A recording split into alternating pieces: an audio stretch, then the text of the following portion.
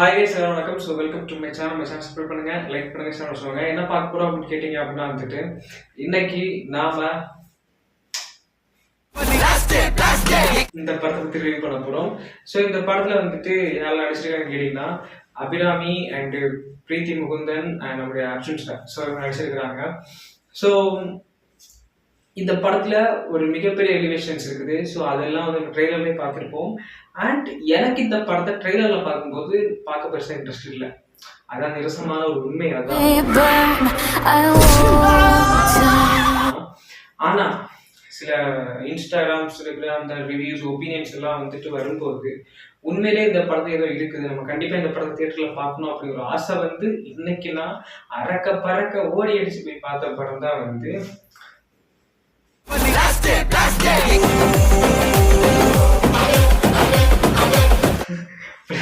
Plastic.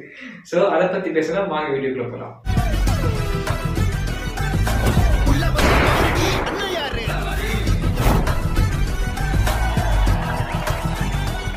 இந்த படத்தை பத்தி கேட்டீங்க அப்படின்னா தன்னோட அப்பா வந்து ஒரு கராத்தே மாஸ்டர்.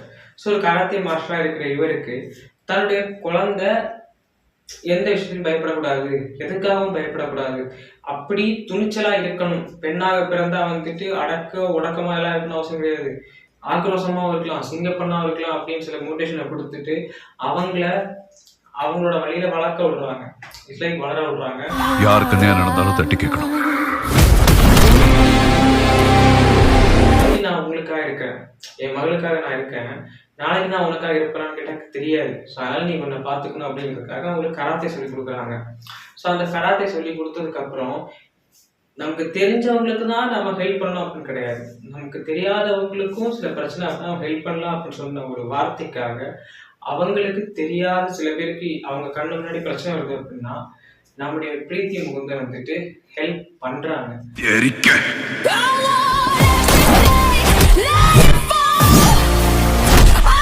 அப்படி ஹெல்ப் பண்ணும்போது ஒரு மிகப்பெரிய ஒரு கார்பரேட் கம்பெனியை வந்துட்டு எதிர்க்கிற விதமா ஒரு பிரச்சனை ஒன்று வருது. ஸோ ஒரு கனிம வளம் அந்த மலை பிரதேசத்துல தான் இருக்குது.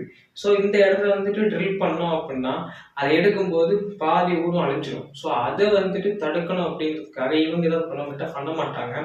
அது அந்த கதையில ஒரு டிராவல் ஆகி வரும்போது அது வரும். ஓகேவா? ஸோ அது மட்டும் இல்லாம இதான் மெயின் பிளாட், நான் சொல்லிட்டு அறியாம பட் வரும்.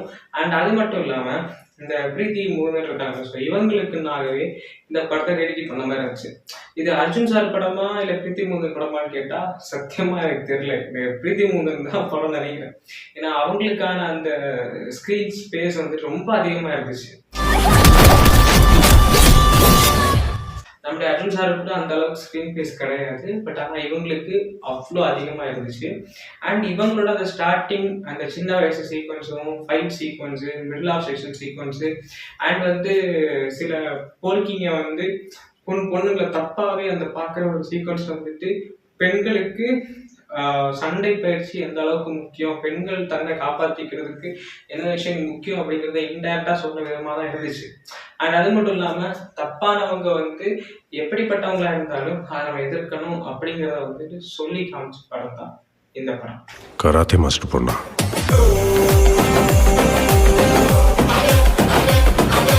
அண்ட் இதுல அபிராமி, ஸோ அவங்களோட கேரக்டர்ஸ் வந்துட்டு ஒரு டைமுக்கு அப்புறம் தான் அது வேற லெவல்ல கொண்டு வந்து காமிப்பாங்க. ஸோ அந்த வேற லெவல்ல கொண்டு வர சீக்வன்ஸ் பார்க்கும்போது உண்மையில ரொம்ப சூப்பரா இருக்கும். ஸோ அந்த இடத்துல அந்த ஃபைட் சீக்வன்ஸ் எல்லாம் வந்து ரொம்ப அழகா காமிச்சிருந்தாங்க.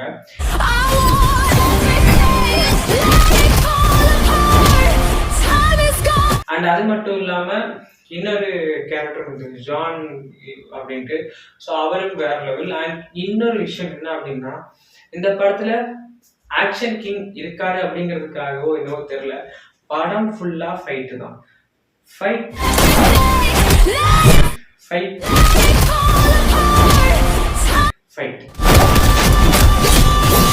அது இன்னும் ட்ரெய்லர்ல காமிச்ச விதமா சொல்லணும் அப்படின்னா வந்துட்டு ஒண்ணுமே தெரியாத ஒரு குடும்பம் நினைச்சிட்டு இருக்கிற அந்த குடும்பம் எல்லாமே தெரிஞ்ச மாதிரி இருக்கும்.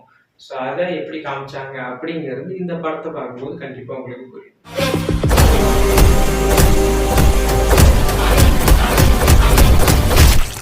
அண்ட் அது மட்டும் இல்லாம நான் இந்த இந்த படத்துக்கு போகணும் அப்படின்ட்டு புக்கிங் பண்ண இது பார்க்கும்போது கம்மியா தான் இருந்துச்சு. ஆள் இல்லாத மாதிரி தான் இருந்துச்சு. ஆனா உள்ள அங்க போனதுக்கப்புறம் அதுக்கப்புறம் புக்கிங் நடந்ததுக்கு போல செம்ம கூட்டம். என்ன கொன்னுட்டா இதெல்லாம் முடிஞ்சிடும் நினைச்சியா? ஸோ ஃபுல்லா இந்த படத்துக்காக தான் வந்திருக்காங்க. கருப்பு படம் கூட கொஞ்சம் கொஞ்சம் லோ லைட்டா வர மாதிரி இருக்குது. ஏன்னா இந்த படம் வந்து ஓவர் கம் பண்ணுது. பிகாஸ் இந்த படம் அந்த அளவுக்கு நல்லா இருக்கு. அண்ட் நான் ட்ரெய்லரை பார்த்து ஒரு கணிப்பு கணிச்சேன், நல்லா இருக்குமோ நல்லா இருக்காதோ அப்படின்ட்டு. பட் ஆனால் தியேட்டருக்கு போய் இந்த படத்தை பார்க்கும்போது உண்மையிலேயே அட்டகாசமான ஒரு படம். நான் ட்ரெய்லர் பார்த்து கணிச்சதுக்கு ஏன் காரணம் என்னன்னா, என்னோட பிந்தைய படங்கள் எல்லாம் வந்து கொஞ்சம் அப்படி இப்படி இருந்துச்சு. ஸோ அதெல்லாம் தியேட்டர்ல பார்க்குற அளவுக்கு கூட ஒருத்தான் படங்களை கிட்டா பெருசா இல்லைன்னு சொல்லலாம். ஓகேவா? ஸோ தீவிரத்துல எனக்கு பிடிக்கும். பட் இருந்தாலும் சொல்றேன், இந்த படம் கண்டிப்பா வேற லெவல். வேறனா வேற லெவலு அப்படின்னா அந்த லெவலு அப்படின்னு நான் சொல்றேன். ஸோ நான் இவ்வளவு சொல்றேன் அப்படின்னா ஆக்ஷன்ஸ் லவர்ஸ்க்குலாம் வந்துட்டு இந்த படம் வந்து ஒரு பக்காவான ஒரு ட்ரீட் தர விதமான ஒரு படம் தான் இந்த பிளாஸ்ட். ஓகேவா? ஸோ எனக்கு இந்த படம் ரொம்ப பிடிச்சிருந்துச்சு. உங்களுக்கும் இந்த படம் பிடிக்குமா பிடிக்காதா அப்படின்றது இந்த படத்தை தியேட்டர்ல பார்த்துட்டு கமெண்ட் சொல்லுங்க. அண்ட் நிறைய ட்விஸ்டர்ஸ் இருக்குது, நிறைய பீக் செஷன்ஸ் இருக்குது. சில படங்களை பார்த்தா நம்ம வந்து சில சொல்லுவாங்க, ரிவ்யூ சொல்லுவாங்க, மனசுல பதிகிற மாதிரி சில சீக்வன்ஸ் வரும், பீக்கான சீன்ஸ் எல்லாம் இருக்கணும், ட்விஸ்டர்ஸ் இருக்கணும். பட் அந்த மாதிரி படங்கள் வந்துட்டு வர்றது கம்மியா இருக்குது. வந்த படங்கள் அந்த மாதிரி எல்லாம் இருக்கு. பட் இப்ப இந்த படத்துல அந்த மாதிரி சீக்வன்ஸ் இருக்குது. ட்விஸ்ட் இருக்கா? இருக்கு. நம்ம எதிர்பார்க்காத டைம்ல வந்துட்டு ஒரு பீக் கொடுக்குற மாதிரி ஒரு செஷன் இருக்கா? இருக்கு. வில்லனிசம் பயங்கரமா இருக்கா? இருக்கு. அதெல்லாம் இந்த படத்தை பார்த்தா தெரியும். அண்ட் எனக்கு இன்னொரு செக்ஷன் நான் சொல்ல நினைச்சிட்டு இருந்தேன், மதராசி படத்தை ஞாபகப்படுத்துன மாதிரி இருந்துச்சு. என்ன அப்படின்னா, மதராசி படத்துல வந்து வில்லனை என்ன பண்ணுவாங்க அப்படின்னா, யாருன்னே தெரியாம ஹாஸ்பிட்டல்ல வச்சு புழங்க வச்சுட்டு இருப்பாங்க. அண்ட் அதுக்கப்புறம் யாருன்னு அவருக்கு தெரிஞ்சதுக்கு அப்புறம் வந்துட்டு அவரை பார்த்துட்டு இருக்கும்போது அவரு ஒருத்த ஆளா எல்லாரையுமே வந்து சுட்டு போயிட்டே இருப்பாரு, அடிச்சு தள்ளிட்டு. துப்பாக்கி அவன் கையில இருந்தாலும் வில்லன் நான் தான்டா. அதே மாதிரி இந்த படத்துல வந்து ஒருத்தர் மிகப்பெரிய வில்லன்னா மிகப்பெரிய வில்லன். ஸோ அவனை வந்து ஒரு சின்ன ஆக்சிடென்ட் ஆச்சு அப்படிங்கிறதுக்காக அவனை ஹாஸ்பிட்டலுக்கு படுக்க வச்சிருப்பாங்க. அதுக்கப்புறம் இவனை வந்து காப்பாற்றுறதுக்கு ஒரு ஆள் வரும்போது, ஸோ இவன் இன்னும் பெரிய ஆள் போல, இவன் வந்துட்டு முழிச்சோன்னு இவனை தெரிஞ்சுக்கணும் அப்படின்ட்டு ஃபுல் போலீஸ் அங்கே இறக்குவாங்க அந்த ஹாஸ்பிட்டலில். அப்புறம் அவன் முழிச்சு பார்க்கும்போது ஐயோ போலீஸ் அப்படின்ட்டு அவன் ஒத்தாளா எல்லாரும் அடிச்சு தள்ளும். எனக்கு அப்படியே மதராசி படத்தை திரும்ப ஒரு ரீகம் பண்ண மாதிரி இருந்துச்சு அந்த ஒரு சீக்வன்ஸ் மட்டும். முடிக்க முன்ன விட பெட்டரான ஆள் என் மைண்ட்ல வரல.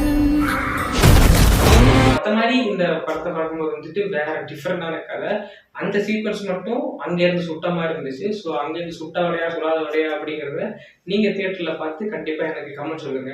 இல்லப்பா இது அங்கேயே சுடலாம், இல்லப்பா உங்க ஓனா யூஸா இருக்கலாம், இல்லை இன்ஸ்பிரேஷனாக தான் இருக்கலாம், பட் நல்லா இருக்கு அப்படின்னு சொல்லுங்க. எனக்கும் பிடிச்சிருக்கு. ஏன்னா நிறைய வில்லன்ஸ் வந்துட்டு ஏகப்பட்ட சீக்வன்ஸ் வந்துட்டு இந்த மாதிரி தான் அப்படின்னு காமிச்சாங்க. அண்ட் ஒரு ஒன் மேன் கில்லர் அப்படிங்கிறது வந்துட்டு எப்படி இருப்பான் அப்படிங்கிறத காமிச்சாங்க. அண்ட் இந்த குடும்பம் சாதாரண ஒரு கராத்தே மாஸ்டர் குடும்பம், அவங்களும் எப்படிப்பட்ட ஃபேன் காமிச்சிருந்தாங்க.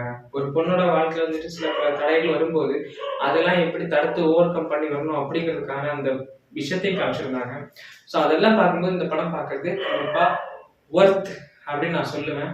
ஸோ நீங்களும் இந்த படத்தை பார்த்து கண்டிப்பா தெரிஞ்சுக்கோங்க. மீண்டும் இன்னொரு சந்திப்பு. நான் உங்கள் மாஸ்டர் அஸ்கின்.